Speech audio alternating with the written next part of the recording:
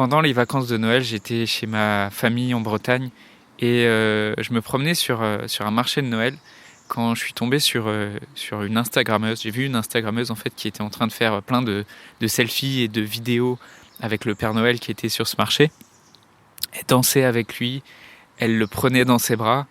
et à tel point que même le Père Noël avait l'air un peu désemparé. Ce qui s'est passé, c'est qu'une fois que la caméra a été coupée, le contact humain avait disparu et avait laissé place à une forme d'indifférence, comme si une fois que la caméra était coupée, toute cette proximité, toute cette chaleur humaine qu'elle avait avec le Père Noël, ça disparaissait pour juste aller monter cette vidéo et finalement les personnes qui sont autour d'elle, elles n'y prenaient pas trop attention. Et pendant longtemps, en fait, j'ai jugé cette manière de faire, j'ai jugé les réseaux sociaux pour les vidéos qui sont un peu creuses et les vidéos qui sont parfois abrutissantes ou qui manquent de profondeur et qui nous poussent vers toujours plus d'instantanéité, vers toujours plus de zapping et qui nous entraînent vers une consommation de contenus qui sont toujours plus aguicheurs pour attirer les clics, attirer les commentaires et booster la visibilité. Et pendant longtemps, en fait, je voulais pas lui ressembler à cette Instagrammeuse, je voulais pas ressembler de manière générale à toutes les personnes qui se montrent et qui se mettent en avant comme ça, parce que ça me semblait superficiel. Mais l'année passée, j'ai justement beaucoup changé mon regard vis-à-vis des personnes qui se mettent en avant. Dans un monde où la question de la mort est souvent taboue, où vivre un deuil signifie encore être jugé, provoquer de la gêne, de l'incompréhension, quand ce n'est pas de la pitié, la grande question est celle-ci. Comment des orphelins comme nous, qui avons vécu très tôt la mort d'un parent, qui ne voulons pas porter ce poids sur nos épaules toute notre vie, ni qu'il impacte nos relations actuelles, comment nous pouvons y donner un sens nouveau, construire des relations plus profondes, et surtout, comment nous reprenons le pouvoir sur nos vies.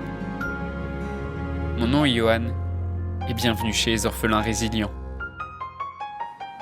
Peut-être aujourd'hui, à cause de ton deuil, à cause des blessures que tu as pu vivre avec ton deuil, avec le décès d'un ou de tes deux parents, peut-être aujourd'hui tu manques de confiance, peut-être aujourd'hui tu as du mal à aller vers les autres. Ce que je vais te partager dans le podcast aujourd'hui, je pense, va te permettre de t'apporter un nouveau regard sur ce pourquoi tu manques de confiance aujourd'hui, ce pourquoi tu as du mal aussi à te mettre en avant. J'accompagne depuis plusieurs semaines une orpheline avec laquelle justement la difficulté principale et ce pourquoi elle m'a demandé de l'accompagner et de l'aider, c'était justement cette difficulté, ce manque de confiance, cette difficulté à connecter avec les autres, ce sentiment de parfois être à côté de la plaque, de parfois de voir les autres dans des situations relationnelles, au travail ou avec des amis, ou même avec la famille, de voir des personnes comme ça qui ont beaucoup plus de facilité et d'aisance qu'elles à se mettre en avant, qui ont l'air d'être des personnes qui sont beaucoup plus cool, entre guillemets, qui sont beaucoup plus sociales. Et en creusant avec elles sur son rapport avec ces personnes, ce que j'ai compris et une lecture de la situation que j'ai compris et que je lui ai partagée, c'est que fondamentalement, en fait, elle avait du mal à se mettre en avant parce qu'elle-même, en fait, elle jugeait les personnes qui se mettaient en avant. Et ça, c'est quelque chose qui a beaucoup résonné en moi parce qu'en fait, pendant longtemps, en fait, j'ai jugé les personnes qui se mettaient en avant, j'ai jugé les personnes qui prenaient des risques parce que je trouvais que parfois ces personnes-là faisaient des choses un peu stupides, que les personnes courageuses ou les personnes qui se mettaient en avant, notamment les personnes, les dragueurs, les séducteurs ou les personnes qui, comme ça, avaient montré énormément de confiance en elles. Je les jugeais parce que je considérais que, en fait, souvent, ça cachait une naïveté, ça cachait quelque chose que je trouvais un peu stupide. Et en fait, je me suis rendu compte, et c'est aussi ce qui se passait pour cette orpheline, que en fait, au même degré où à l'extérieur de moi, j'étais en train de juger ce trait de caractère qui est d'être confiant, d'oser se mettre en avant, et qui est un trait de caractère que souvent en fait on qualifie d'égoïsme. En qualifiant ce trait de caractère d'égoïsme, et en fait on s'interdit, on se juge soi-même pour pouvoir être égoïste, pour pouvoir se mettre en avant. Et le problème, c'est que tant que tu juges les autres à l'extérieur pour être égoïste, tant que tu juges les autres à l'extérieur qui se mettent en avant, eh ben c'est normal que ça soit difficile pour toi de te mettre en avant, c'est normal que tu tu manques de confiance en toi parce que fondamentalement, à l'intérieur de toi, tu n'as pas envie de ressembler à ces personnes qui démontrent une très grande confiance en eux, au moins à l'extérieur, qui prennent des risques, qui font des choses qui peuvent te sembler parfois stupides. Et donc la première des pierres à poser, le premier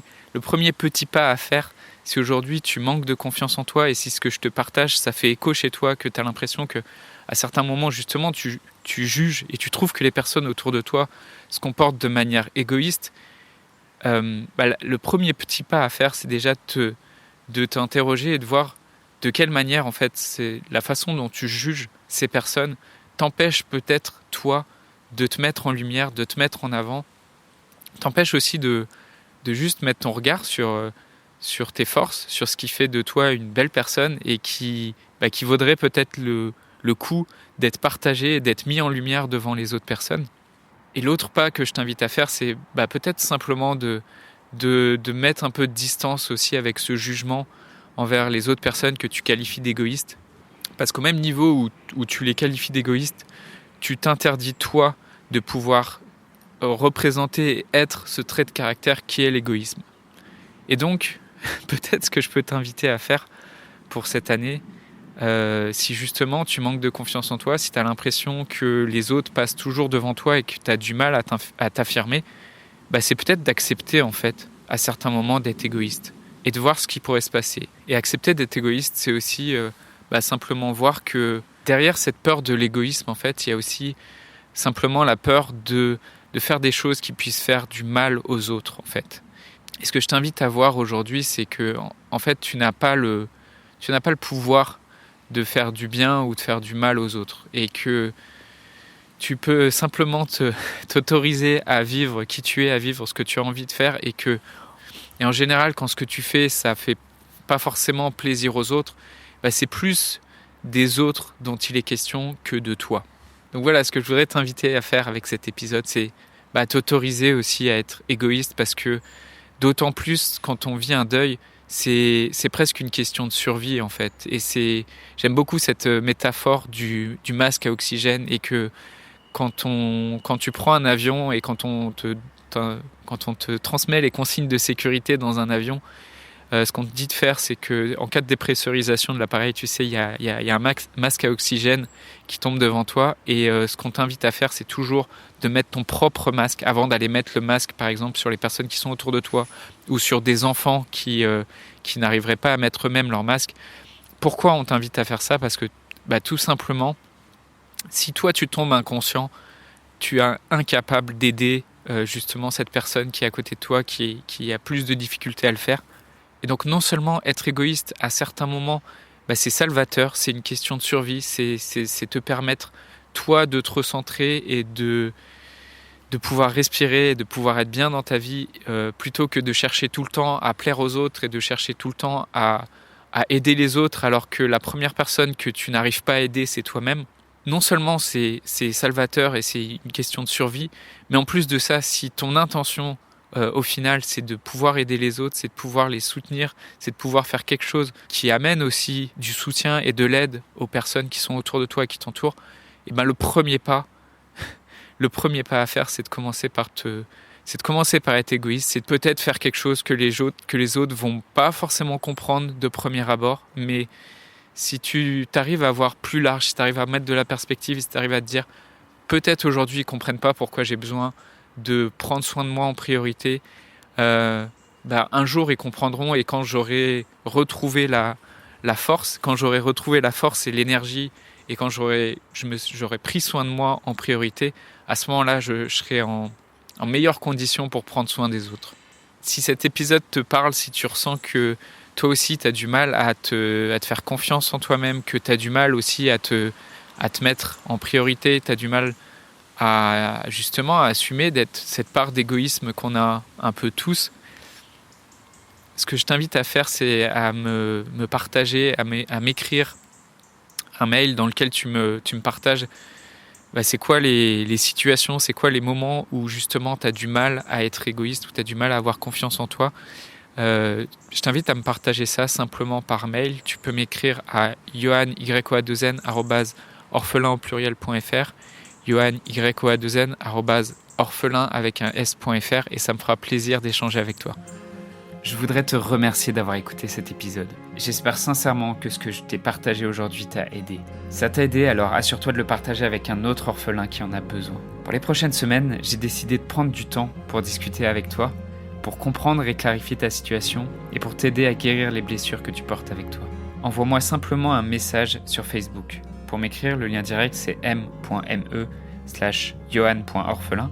et tu retrouves tous les liens en description du podcast. Le podcast Orphelin Résilient, c'est un épisode par semaine le lundi à 8h. Merci encore pour ton écoute. Je te laisse découvrir le sujet du prochain épisode. À très vite. La semaine prochaine, je vais faire un épisode qui m'a aussi beaucoup été demandé, qui fait écho à cette question d'être égoïste à certains moments et de vouloir, cette volonté de vouloir aider les autres. La semaine prochaine, je te partagerai 3 conseils pour aider quelqu'un qui vit un deuil.